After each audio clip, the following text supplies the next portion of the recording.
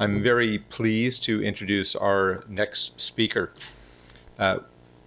We probably don't have any other speakers who have both a title and a title for her own work and a title for her talk, which is so set perfectly for what today's workshop is. Dr. Cynthia Truelove is the director of the Water Energy Research Initiative at Stanford University. With her talk on integrated resource efficiency across water and energy, recent policy gains on the road to regulatory innovation, I think you can see that this is perfectly timed and perfectly set for today. Dr. Truelove has worked with the state throughout a number of years, including with PUC. She has worked on the water plan for the state over a number of different editions of the water plan, and she has worked throughout the Americas on water, energy policy, and sustainability. So without further ado, to take us right into lunch and a very interesting talk, I'm sure, I'd like to introduce Dr. Truelove.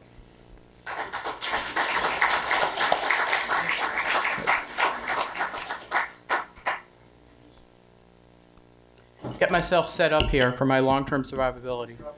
Oh, thank you very much. That will prove to be important data in just one moment. I'm delighted to be here, and I really appreciate this invitation. I have a friendly amendment to make to the title of today's program that I received, which was Energy Water Nexus Summit Strategic Infrastructure to Promote Economic Growth and the Movement of Goods. And I love it, except for the word sustainable strategic infrastructure to promote economic growth and movement of goods. And I say that not because I want to be, you know, Cindy Moonbeam, retro 70s and all that stuff, given as how there is a sort of theme going on about a certain governor.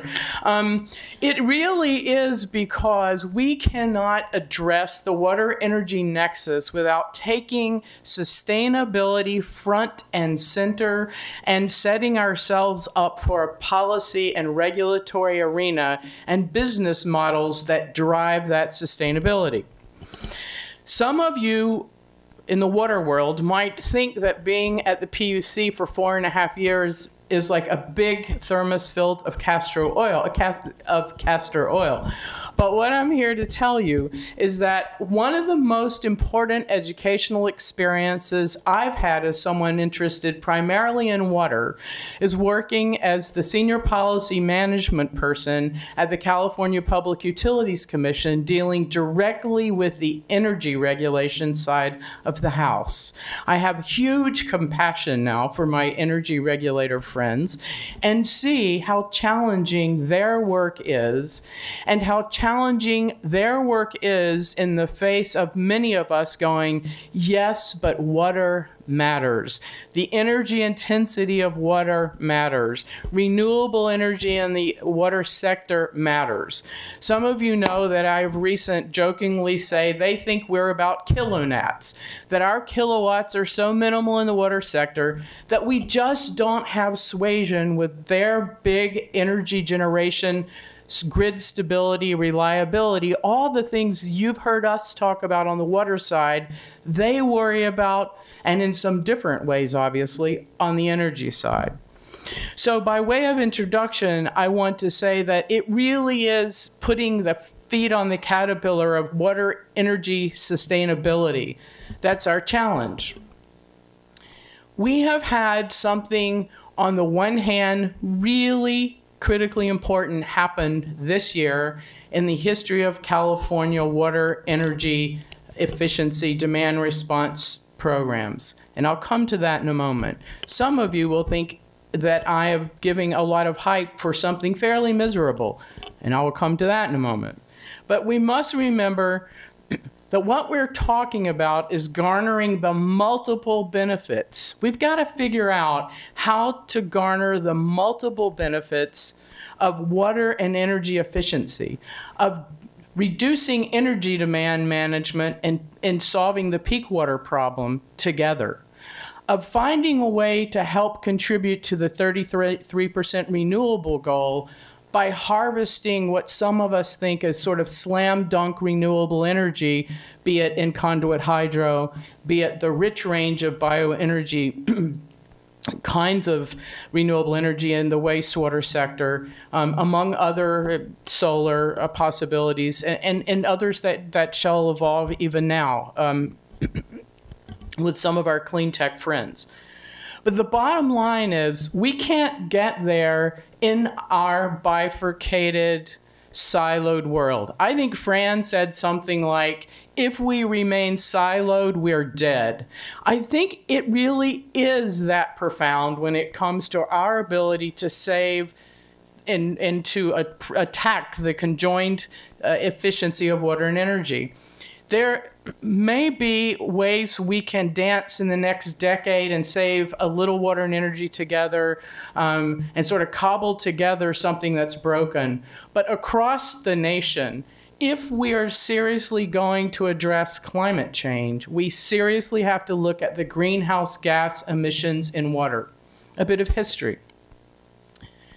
Our interest in the water energy nexus in California really started about the time after the energy crisis, when the California Energy Efficiency Program was a sort of glint in the eye of many.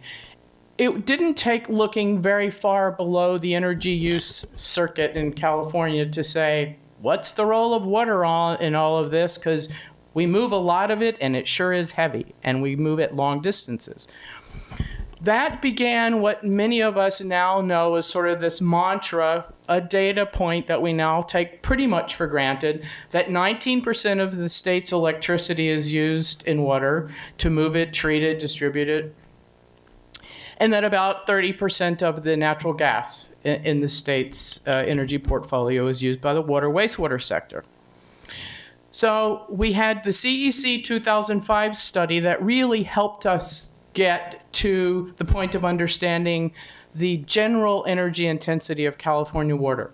Then the California Public Utilities Commission in 2008 actually used about over 2008 to 2010, used about $8 million of ratepayer funds to invest in exploring whether the conjoined savings of water and energy could be cost effective. We are still awaiting the regulatory implementation of those findings, but they were really critical. First of all, from that study we found out that roughly 83% of the energy used in the water sector is for supply and conveyance. About 10% is used by the wastewater sector for collection and treatment. About 5% is used in water distribution, and about 2% in water treatment. We certainly have a challenge to address very specifically the energy intensity of our water in California. And the way that we have addressed it as statewide interagency effort up to this point, and I should say, we're very privileged to have with us Fran Spivey-Weber, who's at the doorway there, who is the general captain, queen mother, and best partner in the world to the rest of us to ensure, as in her position as co-chair of the water energy team of the climate action team, that the rest of us are working very hard to implement the following 6 measures, which came from AB 32, that were the real policy driver for the rest of us to work together around water and energy. Now, those include garnering as many renewables from the water sector as possible, really addressing systems efficiency, and that means looking seriously at what you've heard about earlier in leak loss detection, in fixing those leaks, managing our pressure, and other forms of systems optimization, including, one of the things that I didn't say, the PUC study also showed, at least they estimated, that groundwater pumping uses more energy during peak demand times in the summer than the combination of the State Water Project and the Central Valley Project at the same time. We have to address the energy intensity of and efficiency of groundwater pumps. If we're going to talk about systems efficiency and greenhouse gas emissions reduction, we need to know a lot more than we know right now about our groundwater pumps. We have some ideas about how we can make them more efficient, but we lack data about how many pumps are really diesel fueled, how many pumps are candidates for fuel switching, and a lot more. And our colleagues at the California Public Utilities Commission, who are also on the water energy team, will be working with the rest of us to begin to address very directly some of the possibilities for reducing the energy demand of those groundwater pumps. This isn't new. Edison has had a groundwater pumps efficiency program for 100 years. But our challenge is to do a far more extensive look at groundwater pumps across the state and to find some ways to reduce their energy intensity, including new technologies, if that's what we need to do. The other is something profoundly important, is water use efficiency. We have got to change, as you have heard, certainly both Barry and Lester articulated, and others, extremely well. We simply need to turn on its head our California water model of schlepping, as some people would say, water north to south, and really addressing local water supply portfolios about which you've seen. I would only add, it was implied, but what we need to do is not only have a loading order, regional loading order in particular hydrologic regions. So this has to be done regionally in the state, across the state. But we need to add the energy intensity of that water as one of the key driving variables. We then look at the marginal water supply in a region. We look at the energy intensity of those supplies, and that gives us among other variables, but I think the energy intensity one is very important. It then gives us the proper loading order for local water supply in any particular region. Those are some of the ways that we began to really address water energy nexus together. The other, of course, and this does also address the local water supply issue, is we want to increase, in fact, that's how Fran and I really got to be friends. We both became, cheerleaders for recycled water. And I was trying to get more of our investor-owned water utilities, which the PUC regulates, to get more into the recycled water market and for us to set up a policy framework for how to deal with the expansion of recycled water in the investor-owned water community. And finally, we've heard a lot about the water bond today, but our sixth measure was a public goods charge for water. Now, I have been mostly saying that I can't imagine with a straight face talk about our sixth measure as a public goods charge for water as our only financing measure, which for years we did. I now believe that we have to look at an array of financing measures. This is why we need business sector participation in our new business models for our integrated resource efficiency paradigm regime that's a new way of doing business. We need new ways of doing rates. There are water utilities across the state that have come up with very effective rate structures like Irvine Ranch, that's not the only one, to expand its capacity to fund conservation programs and very innovative water energy projects, efficiency projects. So I tell you all of this. These are the 6 wet cap measures. Well, what's the big news this year? The biggest challenge we have had in California has been to capture the energy embedded in California's water resources. We aren't simply trying to reduce the energy efficiency within a utility district, but if we are really going to address the greenhouse gas implications in our water supply, we have to look in a holistic way at the energy intensity of the California water system, which begins by tracing the energy and embedded in that system from stem to stern. In fact, we already know how to do this, and we've done it. Using the results of the CPUC embedded energy pilots, we have the methodology to count the embedded energy in California's water. And I will be happy to talk with any of you to suggest where you can find this information. Our challenge is the regulatory one. We have not yet figured out how to account for that embedded energy in an integrated energy efficiency program that can incorporate our embedded energy savings in water for its cost effectiveness determinations. And I won't spend a lot of time on this except to say for the next 2 years, probably the single biggest challenge we have in the California regulatory arena is to figure out how to account for embedded energy so that we can bring energy efficiency dollars to the water sector. Now, some folks from the energy sector will say, wait a minute, those are our dollars. A reminder, we heard how much of the energy in California is invested in California water supplies. We in California, and we will until in the end of December this year, have an existing public goods charge, as many of you know, for energy. It's an energy surcharge. It funds our energy efficiency program.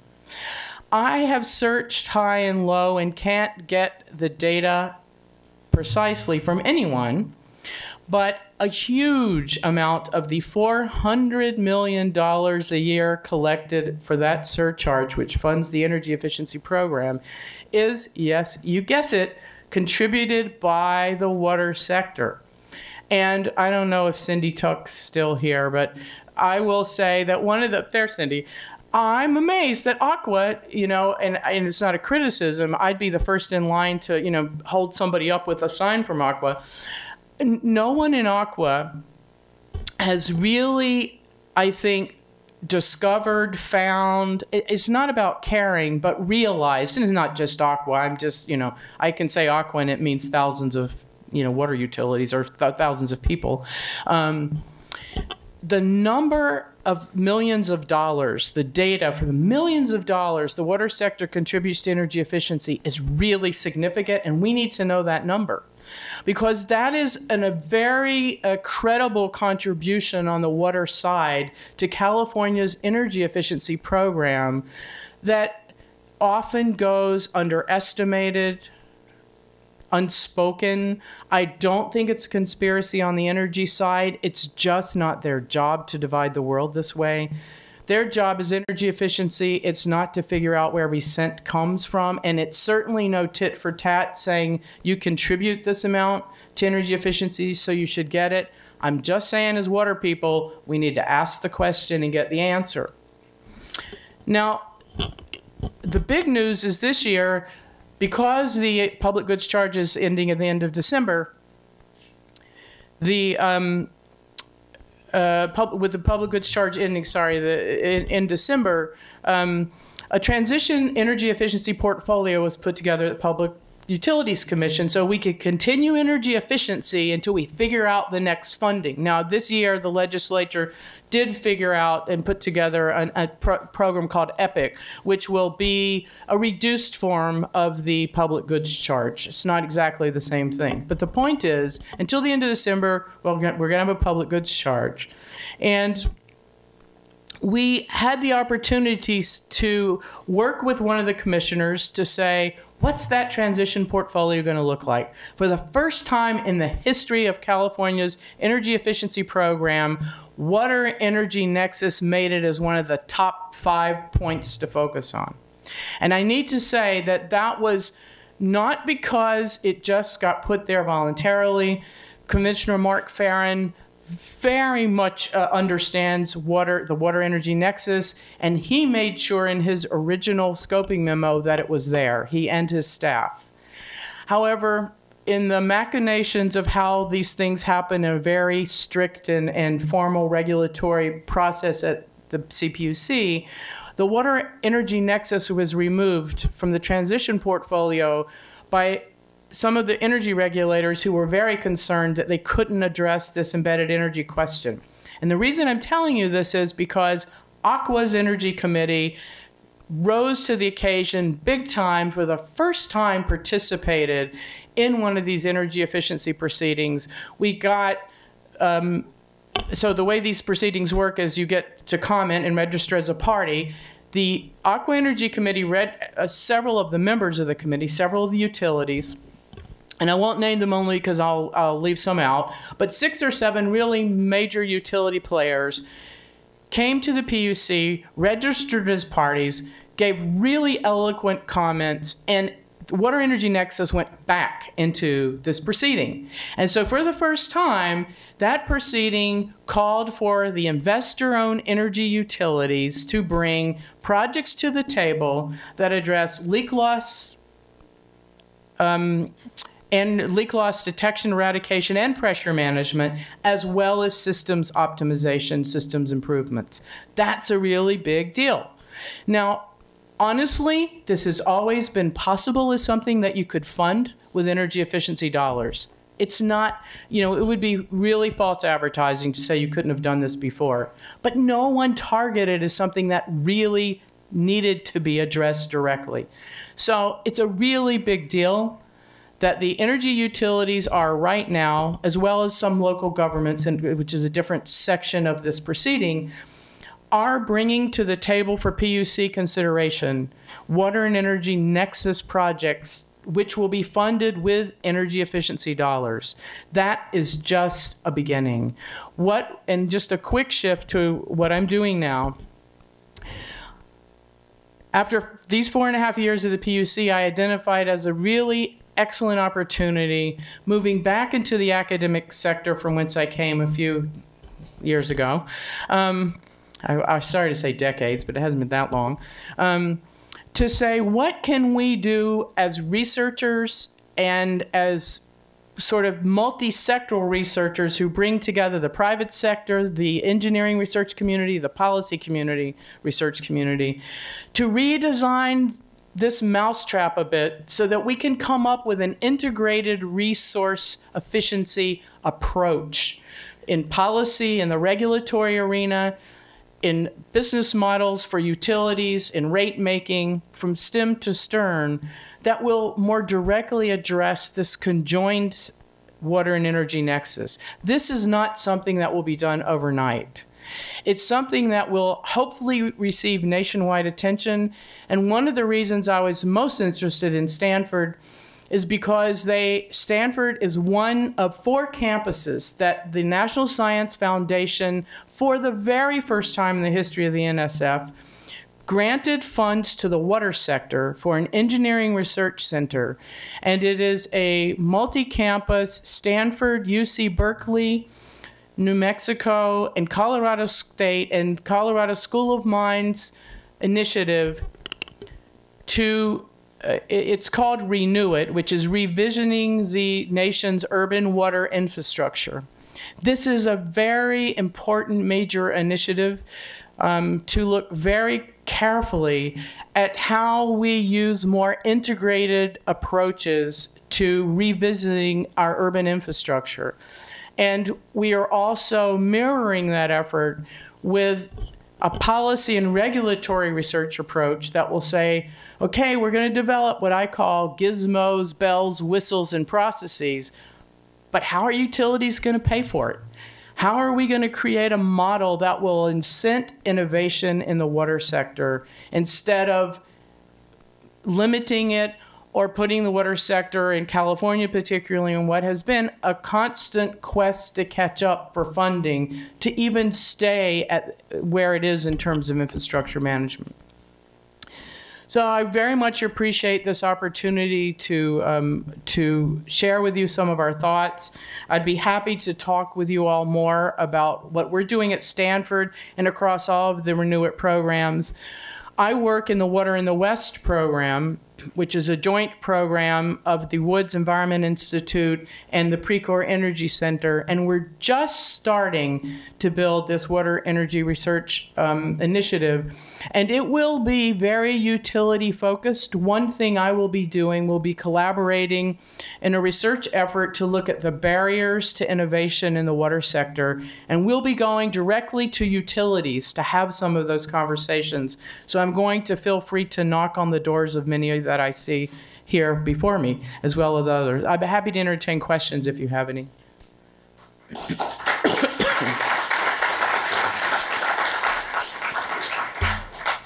We didn't actually hold out blue cards, but please stay Okay. here, Dr. Truelove. Does anybody have a question for Dr. Truelove? Yes, Michael. And we'll have to repeat the question. Yeah, for the I'll be mic. happy to. Right. I'll repeat it. Right. So this figure of 19% become global population. Electricity. But my question is this: much of it is in the transmission north south, and that's leaving the agricultural sector, not the water sector. So my point is, isn't it confining here only to talk about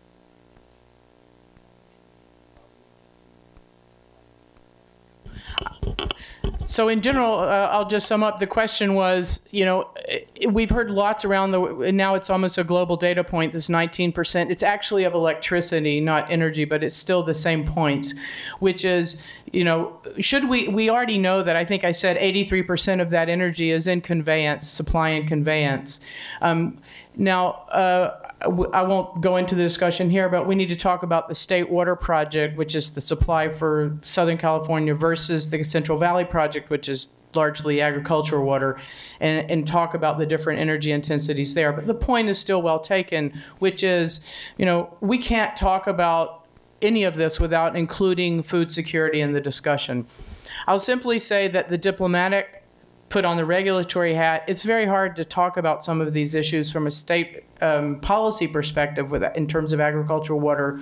On the other side, I will also say in 2009 in the Water Conservation Act, we at least for the first time have required agricultural water management plans. And as we began to integrate our water portfolio planning, loading, order for water, and bring the agricultural sector into that discussion more formally, and I say more formally because I think we're several layers of legislation away from being very clear about how we're really going to do this. That's where we really will make the gains of, because it's, you know, I have found by being at the PUC, one of the things that's so clear is I'm a macro sociologist by training and not an engineer. And I used to spend a lot of time thinking about, you know, big policy goals. And then now I've been in the trenches of trying to figure out how to make them happen.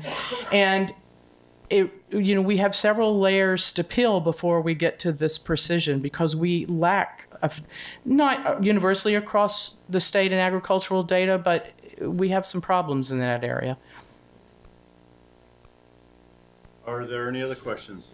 Yes, Stephen.